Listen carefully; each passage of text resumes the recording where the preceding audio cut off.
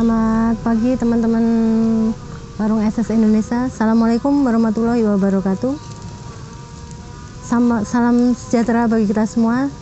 Puji syukur kita panjatkan kehadirat Allah Subhanahu wa Ta'ala. Pagi hari ini kita bisa melakukan briefing kerja untuk Jumat Semangat, insya Allah dalam kondisi baik dan sehat. Salam bertemu teman-teman semua. Hari ini saya akan coba menyampaikan terkait tema kita di Jumat hari ini, yaitu konsisten memasak enak untuk Indonesia berdaya. Mungkin teman-teman semua sudah tahu tentang memasak itu seperti apa, terutama teman-teman produksi ya.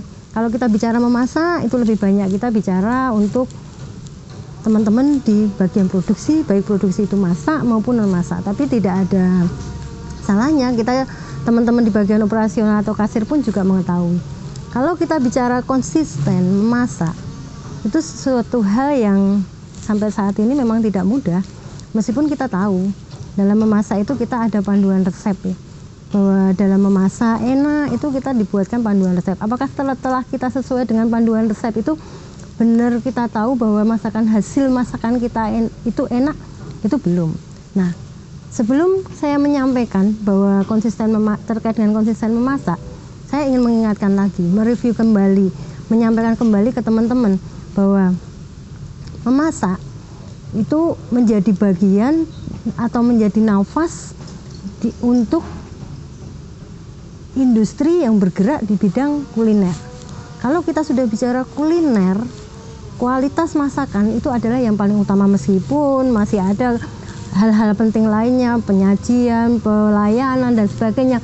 Tapi yang lebih utama kita bicara untuk kualitas rasa masakan. Nah, tadi di awal saya sampaikan bahwa saya ingin menyampaikan bagaimana konsisten memasak di Warung SS.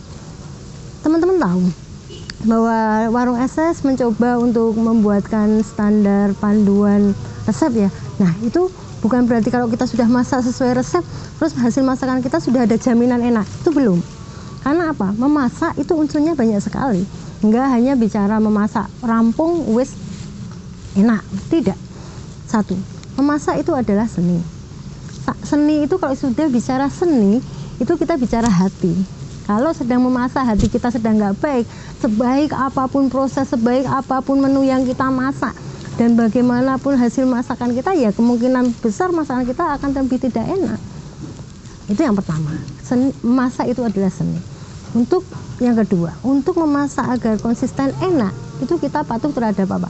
Resep. Terus kalau kita sudah patuh terhadap resep, apakah terus semuanya menjadi baik? Tidak juga lagi. Karena apa? Saat kita sudah patuh dengan resep, dalam resep itu ada banyak hal yang menjadi acuan kita, bahwa itu akan mengikuti untuk hasil masakan kita konsisten.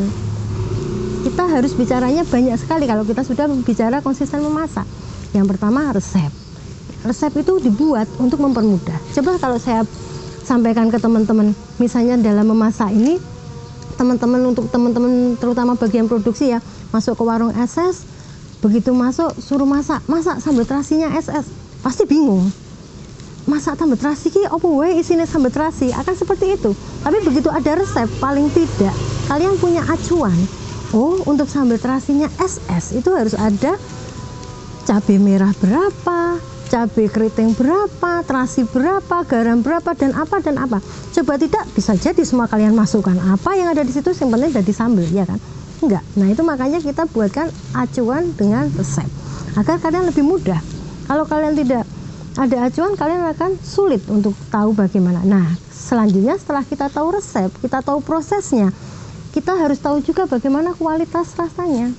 Saat kita sudah tahu kualitas rasanya, nah itu yang menjadi panduan kita saat nanti kita memasak di seterusnya, saat kita masih berada di Warung SS. Nah, itu yang terkait dengan resep. Tapi apakah dengan resep ini kita sudah selesai? Belum lagi juga. Karena apa? Ada yang harus kita perhatikan lagi. Seni kita sudah ada, resep sudah punya. Yang selanjutnya yang harus kita ketahui apa? Bagaimana apa yang akan kita proses itu kualitas bahan bakunya juga bagus.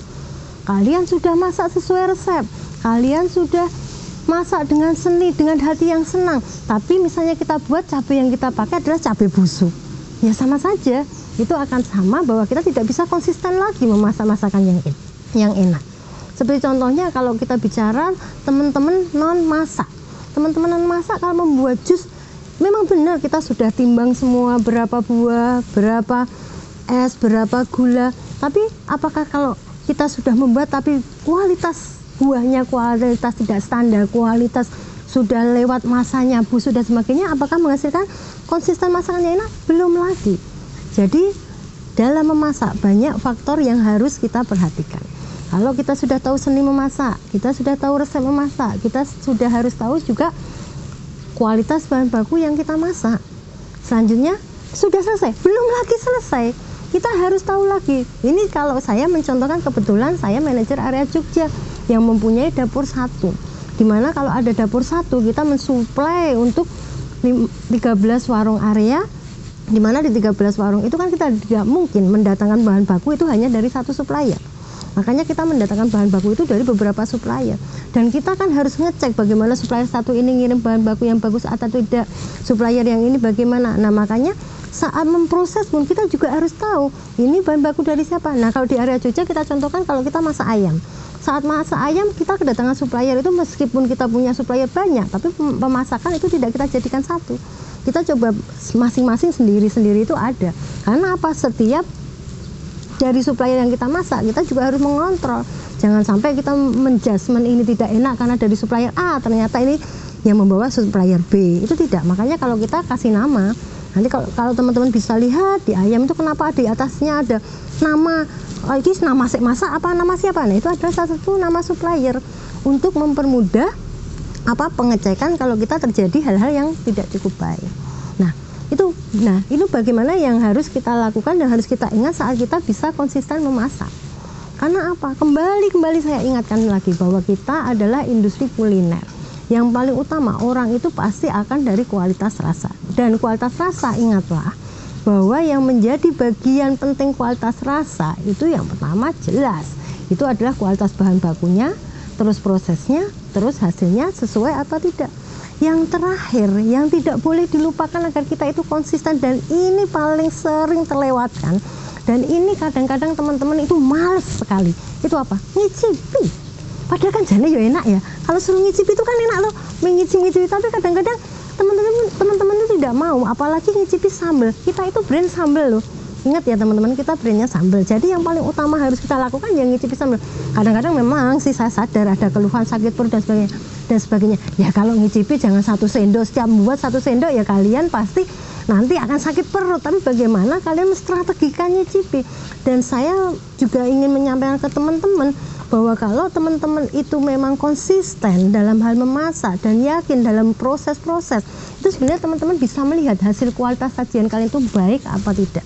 Misalnya, kalau saya selalu bilang sama teman-teman ya, kalau kamu itu tahu bahwa standar masak itu seperti ini, prosesnya seperti ini, bumbunya seperti ini, kalian tuh bisa ngenal kalau sambal ini kasinan, sambal ini kemanisan. Saya yakin bisa.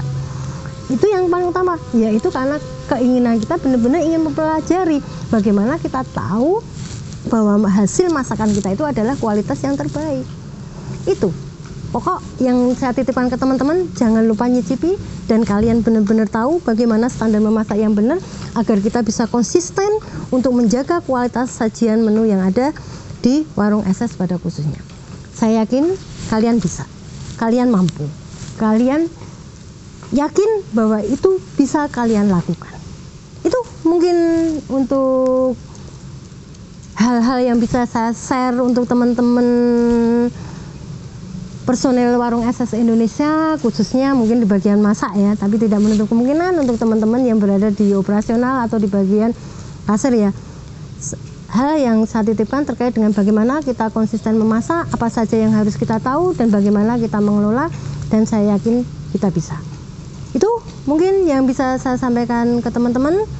Terima kasih atas waktunya. Ada salah kata dari saya, mohon maaf. Salam pedas habis. Untuk menutup, sebelum saya akhiri, wassalamualaikum warahmatullahi wabarakatuh.